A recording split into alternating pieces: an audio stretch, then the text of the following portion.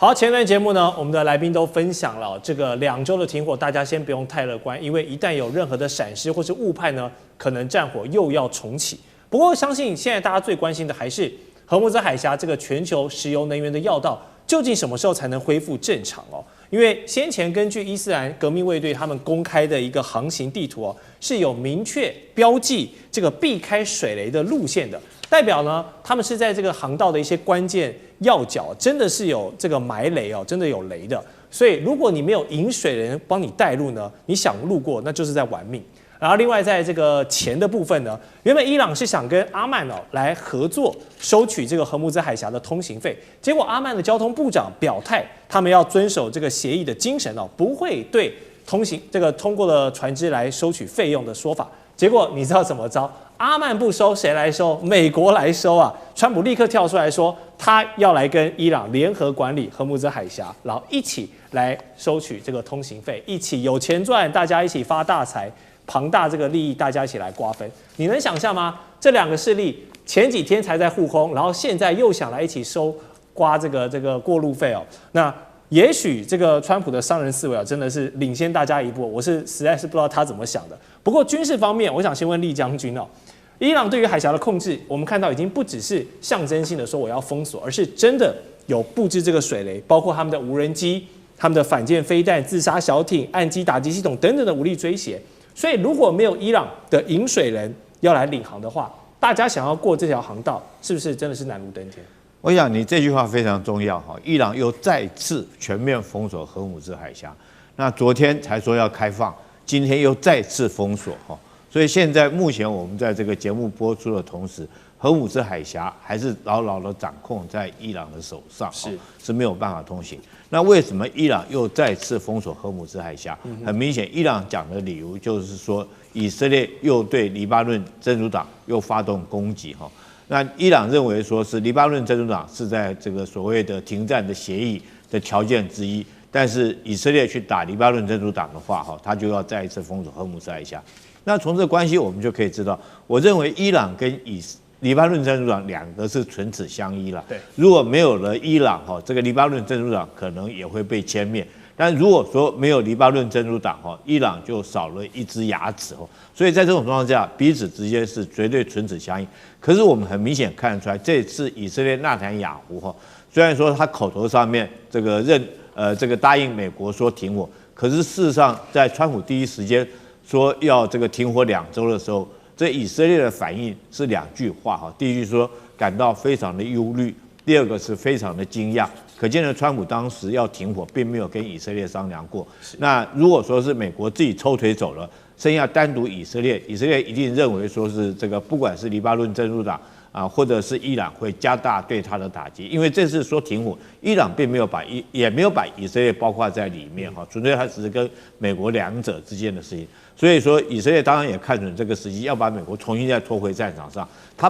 想要把美國拖回戰場上，唯一的一個最好的方法就是对黎巴嫩真主党加大打擊。那一加大打擊，伊朗一定會再動手。伊朗一再動手的話，那這場戰爭川普又就要被拖回來。所以我認為這很明顯的這場戰爭打到現在，絕對不是川普一個人。你可以說是要開戰你就開戰，但你也不是說你一個人想要停戰就停戰。現在你雖然說想要停戰，可是我們看得出來，以色列不肯停的話，你也停不了。那之所以伊朗可以封鎖荷姆茲海峽的手段，我覺得很多了。從開戰到現在整整40天了，40天過去，我們看到這個本來美國跟以色列的這種戰略構想，從推翻這個伊朗的這種神教政權，到所謂的這個奪取濃縮鈾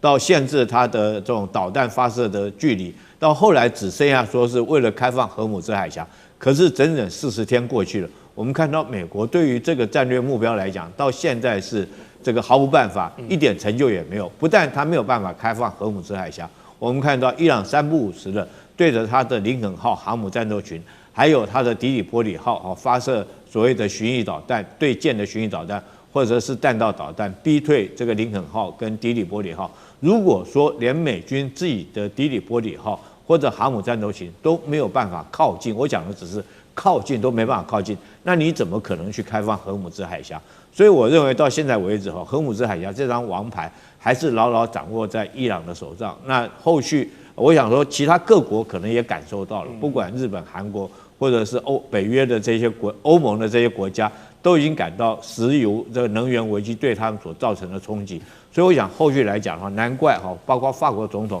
啊，還有日本。目前來講，都希望啊彼此私底下跟伊朗溝通啊，能夠盡快獲得能夠通行荷魯木茲海峽，能夠將這個能源運出來。所以我覺得這把川普可以很明顯的，到現在為止，他還是進退維谷哈，是這個不管是打或者是談，對他來講都陷於兩難。是，好，中東的局勢確實變化是非常快速，跟很多大家意想不到的發展。美國在戰場上都未必是全權掌控局勢了，經濟上卻是不落人後呢。搶着要收割成果，因為在阿曼拒收過路費之後呢，川普跳出來硬要分紅啊。然後如果真的讓美國來分一杯羹，介入到這個收取費用的行列裡面，會不會惹怒所有依賴能源的這些國家呢？要知道，美國跟伊朗是有非常大的國仇家恨的，會同意讓這個敵人一起來發大財、共享龐大的利益嗎？也許是我的認知太淺了，我是覺得這個邏輯怎麼想都想不通，所以想請教賴教授幫大家分析。這個川普想得太美了啊，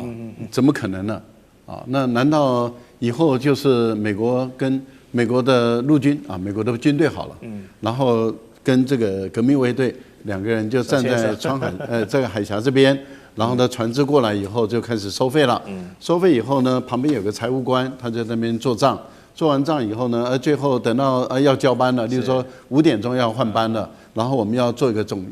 小結嘛，看看我們收了多少錢。然後呢，財務官再來開始做賬以後，後面再來稽查員啊，美國派一個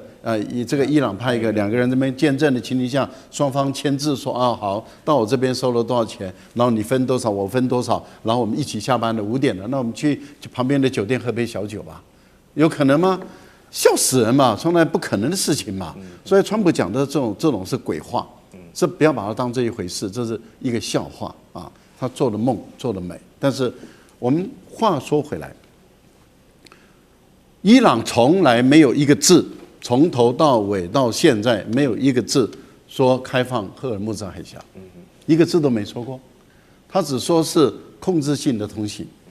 他用的都是管理控制性的通行。是誰管理誰控制都在伊朗手中，他從來沒有說開放荷爾木茲海峽。是講這句話的是誰？是川普啊，胡說八道。為什麼？因為你川普說，哎呦，荷爾木茲海峽開放了，對，伊朗說我從來沒有說過啊。第二個，那請問荷爾木茲海峽控制在誰手中？在我手中啊，那是我說了算還是你說了算？更何況荷爾木茲海峽它基本上對伊朗來講，今天能夠把美國逼到談判桌，美國逼到談和的，就是因為封控這個荷爾木茲海峽。全世界的油價高漲啊，而且油可能都運不出去，會造成比2次的石油危機更嚴重的石油危機。那這樣的情形，全世界受不了，美國受不了，美國盟友也受不了，大家都受不了的情形下，只有能夠從這個地方拿到油的國家，像中國大陸等等的，他們當然就形成更有強大的競爭優勢地位。這個對於美國來說的話，怎麼可能讓這個事情發生？那既然不行的話，那該怎麼辦？所以美國才必須要妥協的。它具有非常高度的戰略槓桿的作用。所以小哈梅內伊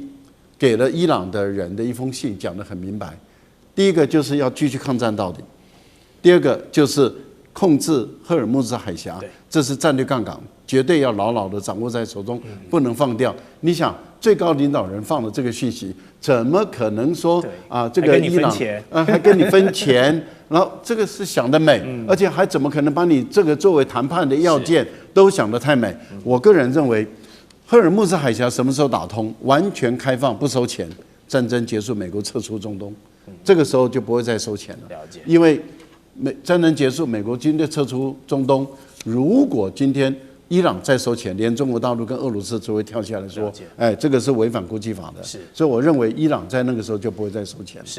好，前頭話題除了有美伊這2個主事國之外，其餘的國際勢力又是怎麼來看待荷爾木茲海峽的利益平衡呢？我們看到法國總統馬克宏他有跳出來公開表示，號召了15國來共同維護航道的安全，而且當中是沒有美國的角色的。同時，北約這邊的氣氛也很微妙，因為川普就批評這些盟友嘛不仗義啊，我在這邊發動戰爭，結果你們都在袖手旁觀啊，然後被他點名這個不合作的國家，包括了德國、西班牙、法國、意大利，都是在歐洲蠻有話語權的國家。同時，在遠東的南韓政府也是因为這個他們的商船遲遲被扣住，也走不了，然後想要獲得伊朗的這個通行豁免也要跟德黑蘭進行接觸了。所以我們看到，從歐洲到這個東北亞，美國的這些盟友現在真的都忍不住了，要開始繞過美國，然後來做一些交涉，就是為了確保自家的船只、自家的國家利益能夠在海峽現在這個情況下呢，能夠獲得一些保障了。那美國過往是這個全球的老大，這個一呼百應的情況下，到現在大家都要繞過你去談事情了。美國的霸權跟國際規則是不是有點被川普總統玩到有一點這個喪失信任的這一步了？楊老師，你覺得走到這一步了嗎？沒有錯。其實這一次美國對伊朗的戰爭是一個非法，而且是一個侵略戰爭。那我覺得關鍵其實是它不只是沒有得到國際的支持，它其實造成了國際的極度的恐慌，因為伊朗以它僅有的高原堡壘的地理優勢，再加上算是原始的飛彈跟無人機吧，只不過是量儲備了很多，就把美國跟以色列的大兵給打得招架不住，而美國呢，面對伊朗那種玉石俱焚，也就是你打我地面戰爭或者是能源設施，我就破壞你整個海灣地區的能源設施，它會造成國際油價跟國際經濟的崩盤。